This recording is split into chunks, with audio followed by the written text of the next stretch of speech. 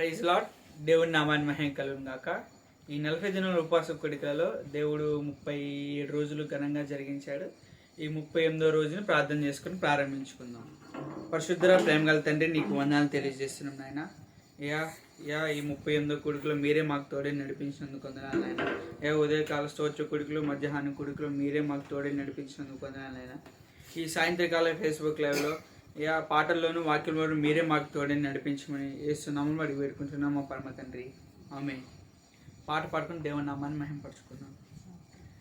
దీనుడా అజేయుడా ఆదరణ కిరణమా, పూజుడా పరిపూర్ణుడా ఆనంద నిలయమా, దీనుడా అజేయుడా ఆదరణ కిరణమా, పూజుడా పరిపూర్ణుడా ఆనంద నిలయమా, జీవదాతవు నీవని శృతి మించి పాడనా, జీవధారవు నీవని కానుకనై పూజించనా, జీవదాతవు నీవని శృతి మించి పాడనా, జీవధారవు నీవని కానుకనై పూజించనా, అక్షయ దీపము నీవే నా రక్షణ శృంగము నీవే, స్వరార్చన చేసేదనీకే నా స్తుతులర్పించేదనీకే, దీనుడా అజేయుడా ఆదరణ కిరణమా, పూజ్యుడా పరిపూర్ణుడా ఆనంద నిలయమా, సమ్మతి లేని సుడిగుండాలే ఆవరించగా, గగనము లేని పోరాటాలే తరుముచుండగా, సమ్మతి లేని సుడిగుండాలే ఆవరించగా, గమనము లేని పోరాటాలే తరుముచుండగా, నిరుపేదనైన నా ఎడల సందేహమేమి లేకుండా, నిరుపేదనైన నా ఎడల సందేహమేమి లేకుండా, హేతువే లేని ప్రేమ చూపించి సిలువ చాటునే దాచావు, హేతువే లేని ప్రేమ చూపించి సిలువ చాటునే దాచావు, సంతోషము నీవే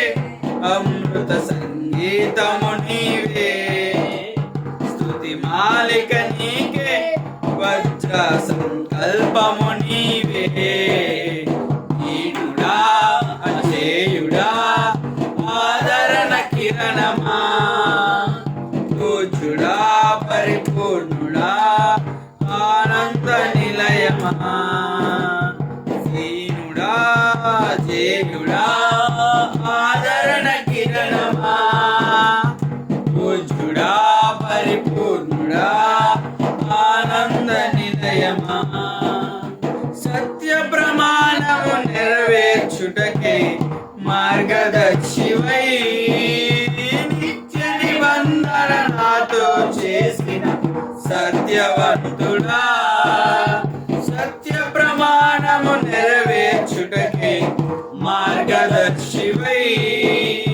నిత్య నిబంధన నాతో చేసిన సత్యవంతుడా, విరిగి నలిగిన మనసుతో హృదయార్చనే చేసేదా, విరిగి నలిగిన మనసుతో హృదయార్చనే చేసేదా, కరుణ నీడలో కృపావాడలో నీతో ఉంటే చాలయ్యా, కరుణ నీడలో కృపావాడలో నీతో ఉంటే చాలయ్యా, కర్తవ్యము నీవే కనుల పండుగ నీవేగా, విశ్వాసము నీవే విజయ శిఖరము నీవేగా, దీనుడా అజేయుడా ఆదరణ కిరణమా,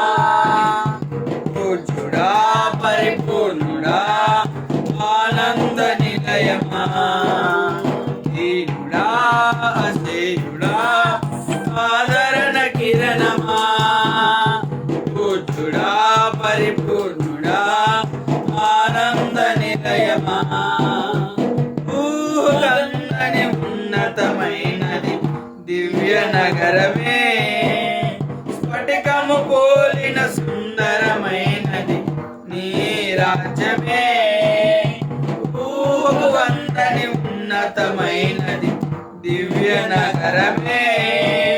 స్ఫటికము పోలిన సుందరమైనది నీ రాజ్యమే, ఆ నగరమే లక్ష్యమై మహిమాత్మతో నింపినావు. ఆ నగరమే లక్ష్యమై మహిమాత్మతో నింపినావు. అమరలోకాన నీ సన్నిధిలో కొత్త కీర్తనే పాడెదను. అమరలోకాన నీ సన్నిధిలో కొత్త కీర్తనే పాడెదను. ఉత్సాహము నీవే నయనోత్సాహము నీవేగా, ఉల్లాసము నీవో ఊహల పల్లకి నీవేగా. దీనుడా అజేయుడా ఆదరణ కిరణమా, పూజ్యుడా పరిపూర్ణుడా ఆనంద నిలయమా. దీనుడా అజేయుడా ఆదరణ కిరణమా, పూజ్యుడా పరిపూర్ణుడా ఆనంద నిలయమా. జీవదాతవు నీవని శృతి మించి పాడనా, జీవధారవు నీవని కానుకనై పూజించనా.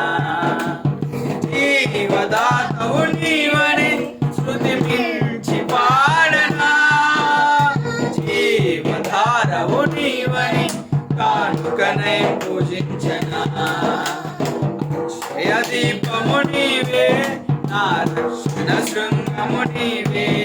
స్వనార్చన చేసేదనీకే, నా స్తుతులర్పించేదనీకే. దేవుడా దేవుడా ఆదరణ కిరణమా, పూజ్యుడా పరిపూర్ణుడా ఆనంద నిలయమా. దేవుడా దేవుడా ఆదరణ కిరణమా, పూజ్యుడా పరిపూర్ణుడా ఆనంద నిలయమా.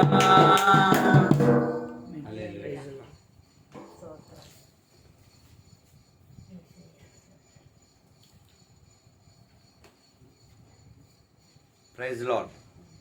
స్తోత్రం. హల్లెలూయా. దేవుని పరిశుద్ధ నామమునకు మహిమ కలుగును గాక. చేరికూడి వచ్చిన మీకందరికీ, లైవ్లో వీక్షిస్తున్న మీకందరికీ వందనాలు. ప్రియులారా, దేవుడు గడిచిన కాలం అంతా ఆయన కృప చేత నింపి జ్ఞాపకం చేసుకొని ఈ 40 రోజుల ఉపవాస ప్రార్థనలలో 38వ రోజులోనికి ప్రభు మనల్ని నడిపించాడు. కేవలం ఆయన కృపను బట్టి మాత్రమే. రాత్రికాల సమయంలో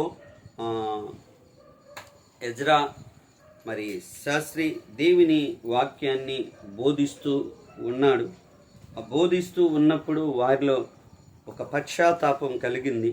ఆ పశ్చాత్తాపం కలిగిన ఆ మీదట నెహెమ్యా, ఎజ్రా వారందరినీ మీరు ఏడవద్దు, ఈరోజు పండుగ గనక ఈ పండుగ సంతోషం మీలో ఉండాలి అని జ్ఞాపకం చేసి వారిని ధైర్యపరిచినట్లుగా మనము చూసాం. దేవుని ప్రియులారా, ఏ విధము చేతనైనను ద్వితీయోపదేశకాండం 15వ అధ్యాయం 7వ వచనాన్ని చదువుకుందాం. నీ దేవుడైన యెహోవా నీకిచ్చుచున్న దేశమందు నీ పురములలో ఎక్కడైనను నీ సహోదరులలో ఒక బీదవాడు ఉండిన ఎడల బీదవాడైనా నీ సహోదరుని కరుణింపకుండా నీ హృదయమును కఠినపరచు కొనకూడదు. ఆమేన్. హల్లెలూయా. ఒక ప్రత్యేకమైనటువంటి మాటను ఇక్కడ జ్ఞాపకం చేస్తూ ఉన్నారు. ఏమిటి అంటే, మీరు మీ పురములలో ప్రవేశించిన మీదట వారందరూ ఐగుప్తు శ్రమ నుంచి విడుదల పొంది నడిపించబడి కానాను చేరిన తరువాత వారికి కొన్ని సూచనలు, కట్టడలు ఇవ్వటం జరిగింది. అదేమిటి అంటే, మీరు మీ పురాల్లోనికి మీ స్వాస్యాన్ని మీరు స్వాధీనపరుచుకున్న తర్వాత ఒకవేళ మీ ప్రాంతంలో మీ ప్రదేశంలో బీదలైన వారు కనబడినప్పుడు వారికి సహాయము చెయ్యమని ఒక ఉన్నతమైనటువంటి ఆ సలహా, ఒక మాటలో చెప్పాలంటే ఆజ్ఞ వారికి ఇవ్వబడింది. ఎందుకు మరి ఇలా ఇవ్వబడింది అంటే దేవుని యొక్క కృపను బట్టి ఆ ప్రాంతంలో సహాయం చేసే మంచి మనసు మనము కలిగి ఉండాలి అనే ఉద్దేశం. మన బైబిల్లో మనం గమనిస్తే సిరియాలో ఉన్న అంతియోకయ సంఘము యూద ప్రాంతంలో కరువు వచ్చిందని ఆ సంఘమంతా కూడా సహాయం చేసినట్లుగా మనం చూడగలుగుతాము. పౌలు గారు కూడా మాసిదోనియా సంఘస్థులను గురించి జ్ఞాపకం చేస్తూ పరిచర్య కొరకై వారు మాటి మాటికి దాతృత్వము కలిగి, పౌలు అంటాడు, వారు నిరుపేదలైనను వారి దాతృత్వము గొప్పది, పరిచర్య కొరకైన సహాయము, బేదల కొరకైనటువంటి సహాయము, కరువులో ఉన్నటువంటి వారి కొరకైన సహాయము చేసే మంచి మనసు కలిగి ఉన్నప్పుడు మనము అన్నిటి ఎడల సహాయము చేయటానికి ముందుకు రాగలుగుతాము. స్తోత్రం, హల్లెలూయా. ఈ లక్షణం ఇశ్రాయేలీలకు నేర్పబడింది. ఇటువంటి అనుభవం దేవుని ప్రిలారా, ఇటువంటి ఉన్నతమైన శ్రేష్టమైనటువంటి అనుభవాన్ని ఇక్కడ వారు కలిగి ఉన్నట్లుగా 12వ వచనాన్ని చదువుకుందాం. 8వ అధ్యాయం 12వ వచనం. నీ సహోదరులలో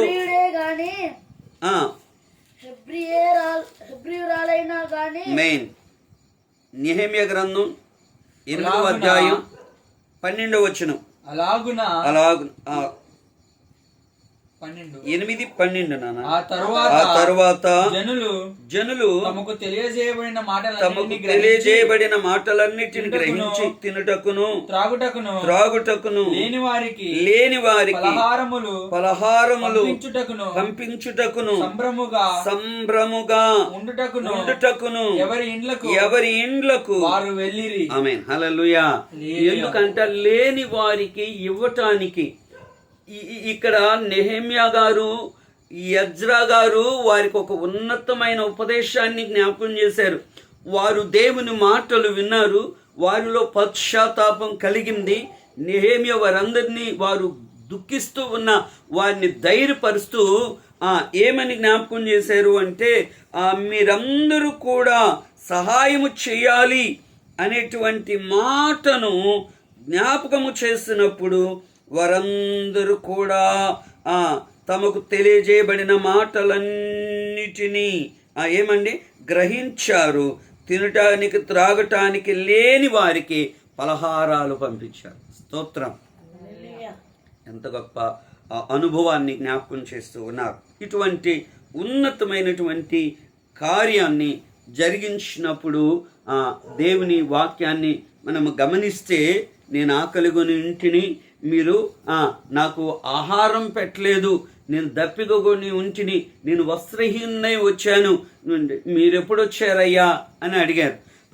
ఎడం చేతి వైపు ఉన్నవారు, ఇదిగో ఈ లోకంలో ఈ బేదలైన వారికి చేస్తే నాకు చేసినట్లే. కుడి చేతి వైపున ఉన్న వారితో అంటూ ఉన్నాడు, ఇదిగో నేను ఆకలి కొంటే ఆహారం పెట్టారు. కనబడే తోటి సహోదరుణ్ణి ప్రేమించని వాడు కనబడని దేవుణ్ణి ప్రేమిస్తాడా? కనబడే దీనుడకు సహాయం చేయలేనివాడు సహాయం చేయగలిగిన స్థితిలో ఉండి దేవుని పేరు చెప్పు. ఈరోజు ప్రత్యేకించి దేవుని ప్రిలారా, మన జీవితంలో దేవుని వాక్యము ఎంతగానో ప్రతి క్షణం జ్ఞాపకం చేయగలిగిన మాట.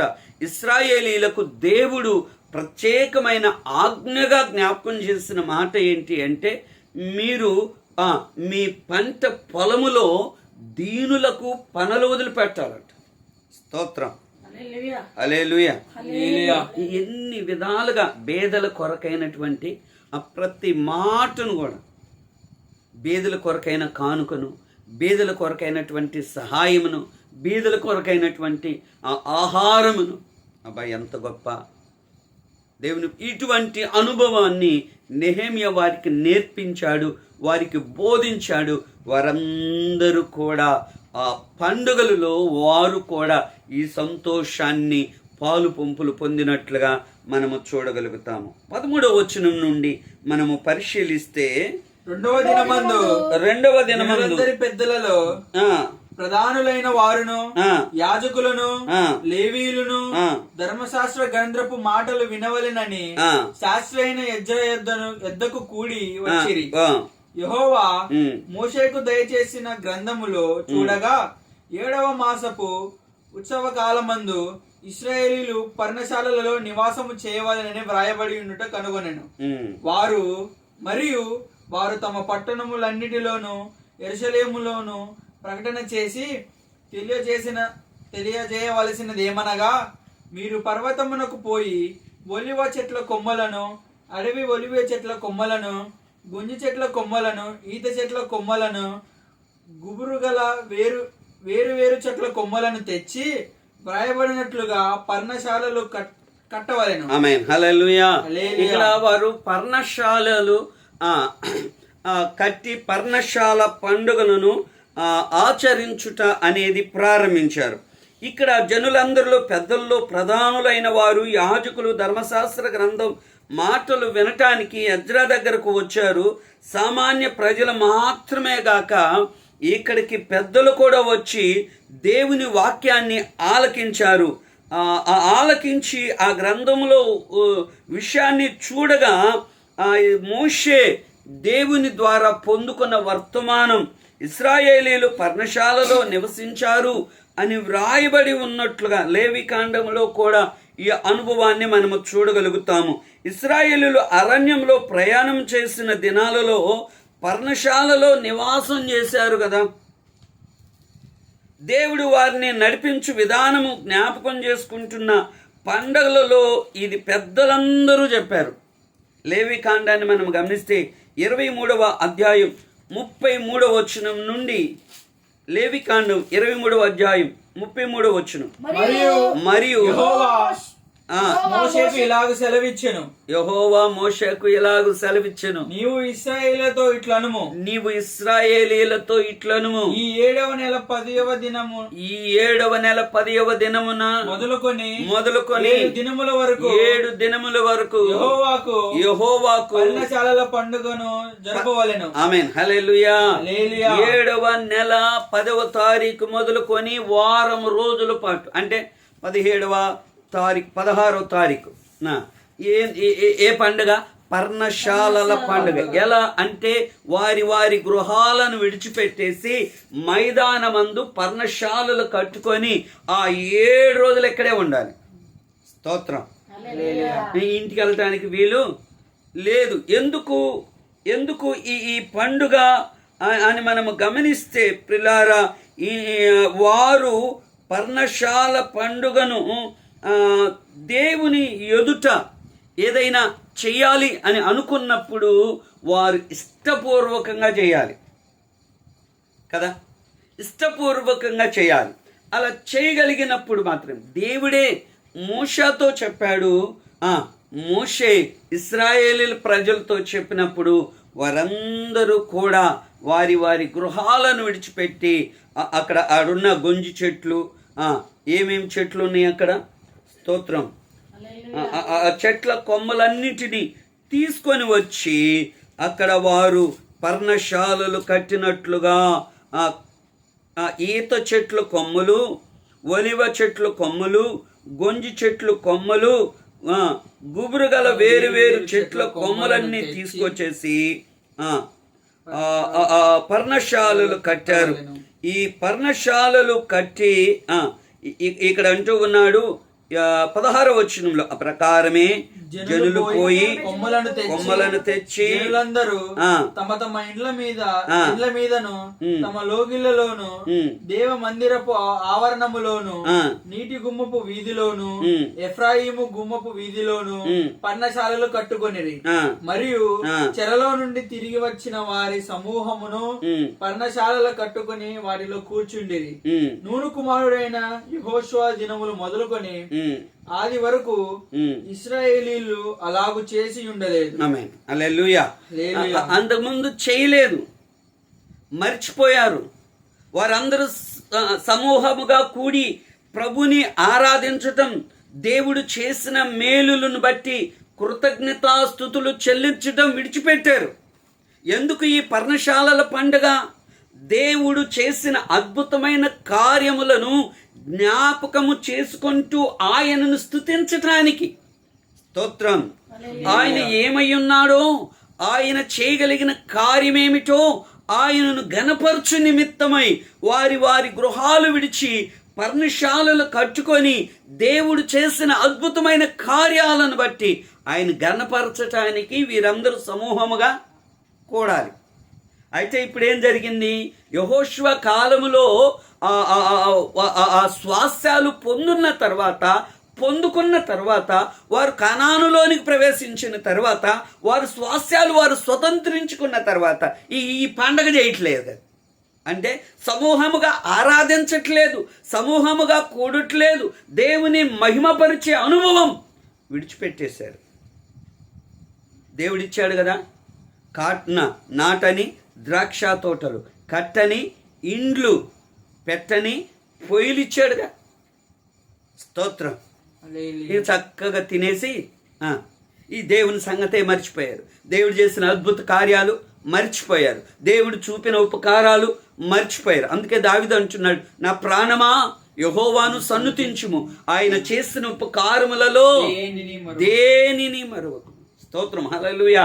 ద్వితీయోపదేశ కాండములో కూడా దేవుడు జ్ఞాపకం చేశాడు, ఇది నీ పిల్లలకు నేర్పాలి, నీ పిల్లలకు, నీ సంతానానికి సూచనగా ఉండాలి అని జ్ఞాపకం చేస్తే సూచనలు లేవు, ఆజ్ఞలు లేవు, విధులు లేవు, కట్టడలు లేవు. వాళ్ళ పిల్లలకి ఏవి నేర్పలేదు కనుక వీరు కనానులోనికి వచ్చేసిన తర్వాత సమూహముగా కూడి ఆరాధించటం అనేది మానేశారు. స్తోత్రం. హల్లెలూయా. హల్లెలూయా. హల్లెలూయా. మానేశారు, దాని సంగతే విడిచిపెట్టారు.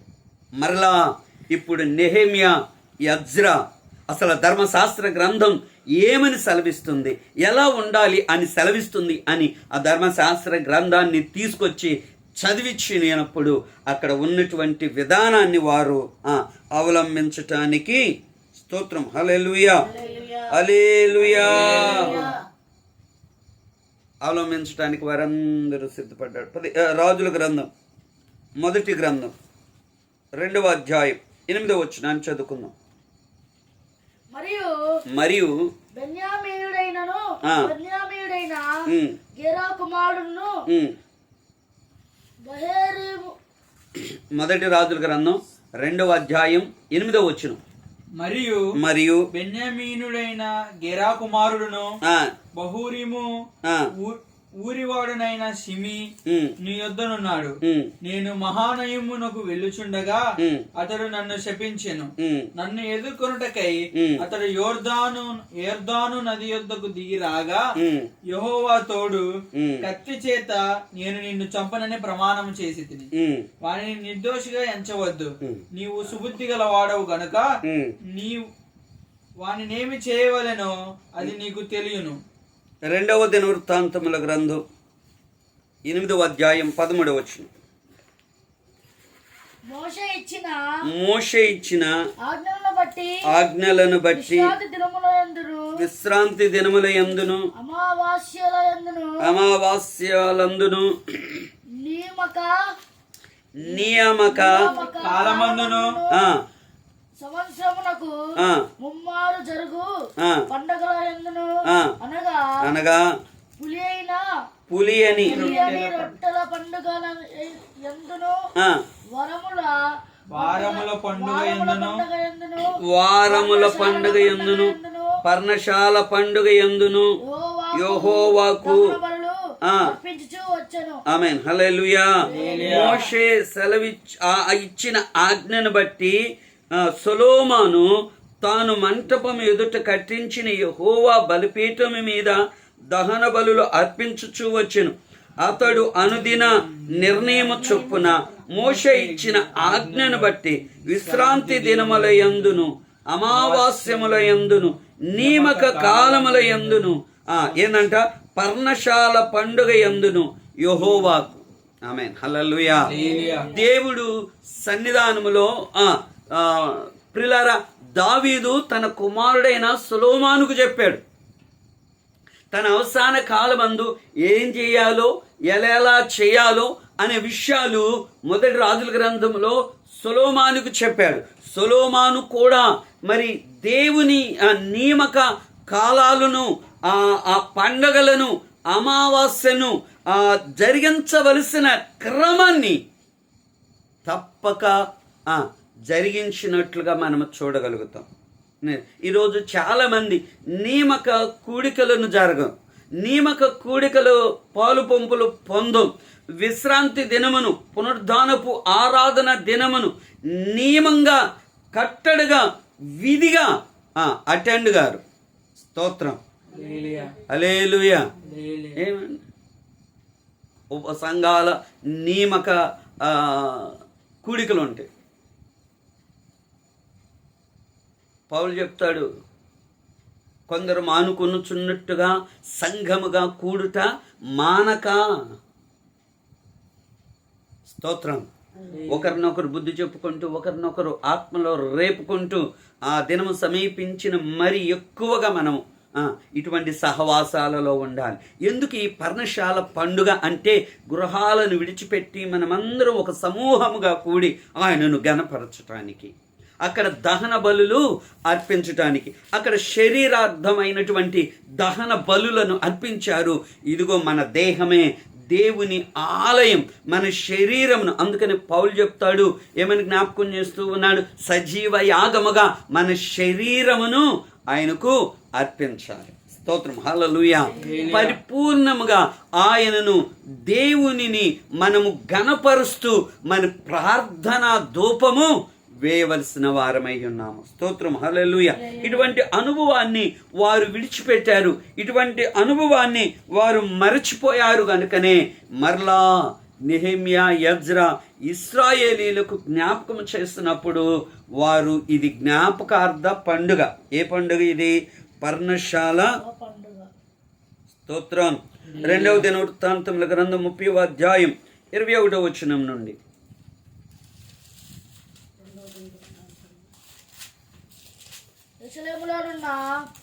ఇశ్రాయేలు వారు బహు సంతోషభరితులై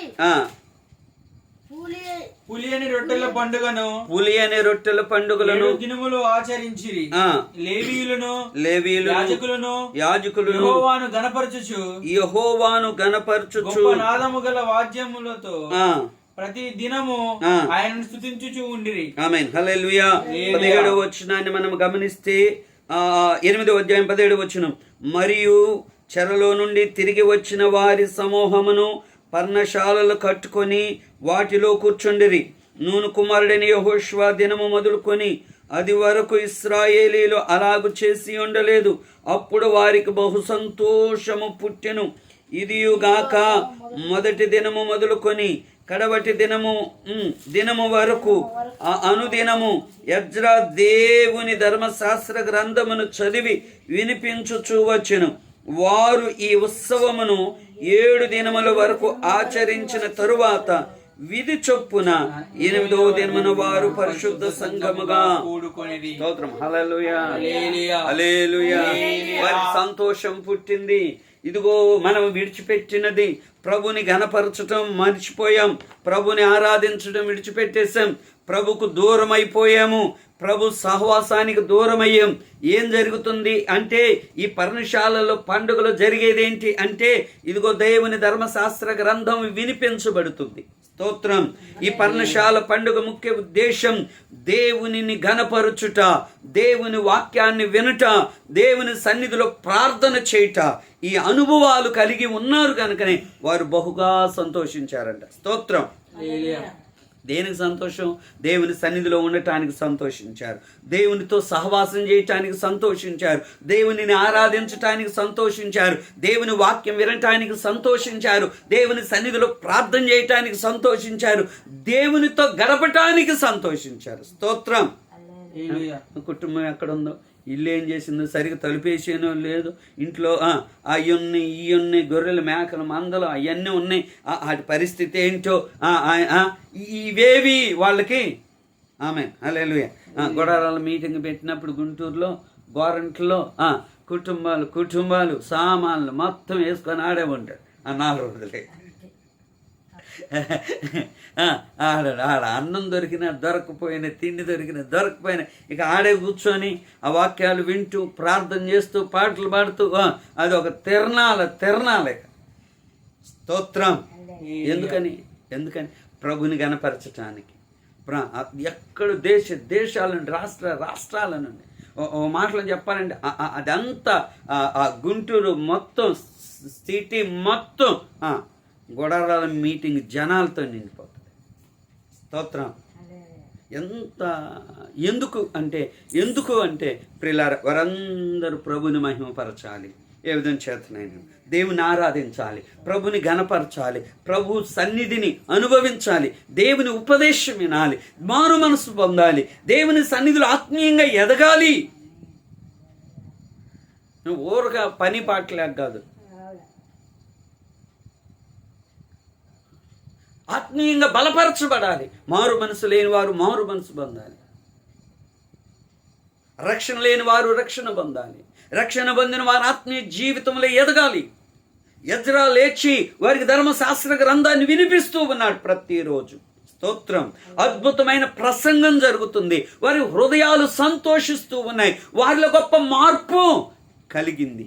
ఈరోజు నా దేవుని ప్రియులారా, మనం ఎక్కడెక్కడ దేవుని మాటలు వింటున్నా మన అనుభవం ఏమిటి? మార్పు చెందామా? వాక్యాన్ని అంగీకరించామా? వాక్యపు వెలుగులో మన జీవితాలను సరిచేసుకొని ముందుకు వెళుతూ ఉన్నామా? స్తోత్రం. హల్లెలూయా. ఈ అనుభవం మన జీవితంలోనికి వచ్చినప్పుడు, ఈ అనుభవం మనలోనికి వచ్చినప్పుడు ఆయన ఉన్నతమైనటువంటి కృపను మనం పొందుకోగలుగుతాము. స్తోత్రం. అందుకోసమనే ఇక్కడ వారు అక్కడ ఉన్నటువంటి ఆ సమయం అంతా కూడా 8వ దినమున మరలా సమూహముగా కూడుకున్నారు దేవుని సన్నిధిలో. స్తోత్రం. హల్లెలూయా, హల్లెలూయా.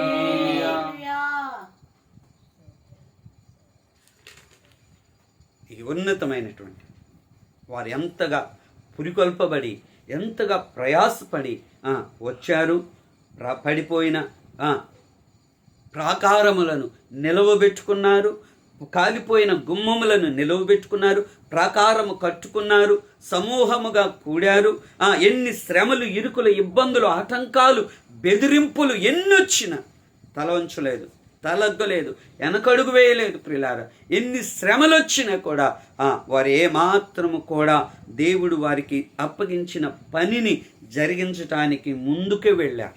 ఎన్నో కుట్రలు, అబద్ధ ప్రవక్తుల ద్వారా కుట్రలు జరిగినా కానీ వారు విశ్వాసములో వెనకడుగు వేయలేదు, కుట్రలకు భయపడలేదు, కుతంత్రములకు భయపడలేదు. కారణం ఏంటి అంటే దేవుడిచ్చాడు గనక, దేవుడు నడిపించాడు గనక, దేవుడి ఈ గొప్ప ఆధిక్యతనిచ్చాడు గనక, ఇది దేవుని పని గనుక అనుకొని ముందుకు కొనసాగారు. అంత మాత్రమే కాదు, దేవుని ధర్మశాస్త్రాన్ని వారందరూ సమూహముగా కూడి ధర్మశాస్త్రం ఏమని చెప్తుంది, దేవుని వాక్యం ఏమని చెప్తుంది, దేవుని వాక్యం ఏమని బోధిస్తుంది అని ఎజ్రా మరి దేవుని ధర్మశాస్త్రాన్ని బోధించినప్పుడు వారు పశ్చాత్తాపడ్డారు. అందు మాత్రమే కాదు, నిలిచిపోయిన పర్ణశాలల పండుగను కూడా ఆచరించి వారు సంతోషించారు. స్తోత్రం. హల్లెలూయా, హల్లెలూయా. దేవుని వాక్యాన్ని, దేవుని ధర్మశాస్త్రం, దేవుని కట్టడలను, నియమాలను అనుసరిస్తేనే సంతోషం కలుగుతుంది. స్తోత్రం. వారి సంతోషానికి కారణం దేవుని వాక్యం వినటం, వారి సంతోషం కారణం ప్రభుని గణపరచటం, వారి సంతోషానికి కారణం దేవుని సన్నిధిలో ప్రార్థించటం, వారి సంతోషం కారణం ఆగిపోయినటువంటి ఆ ఆరాధనను, ప్రభుని గణపరిచే విధానాన్ని మరలా ప్రభుని గణపరుస్తూ ఉన్నారు. స్తోత్రం. అందుకే వారు సంతోషించారు, అందుకే వారు ఆనందించారు. అటువంటి ఆనందం, సంతోషం మన జీవితాల్లో మనం కూడా కలిగి ఉండాలి అంటే దేవుని వాక్యానుసారముగా మనం నడవటం, దేవుని వాక్యపు వెలుగులు మన జీవితాలను సరిచేసుకొని ముందుకు కొనసాగటం అనేది ఎంతైనా అవసరం కనుక అలా చేసినప్పుడు దేవుని ఉన్నతమైన కృపను పొందుకోగలుగుతాం.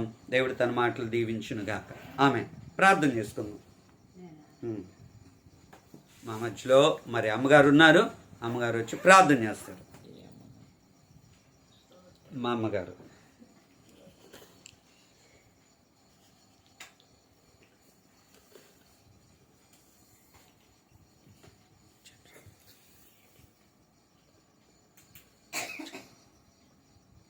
స్తోత్రం స్తోత్రం స్తోత్రం స్తోత్రం స్తోత్రం.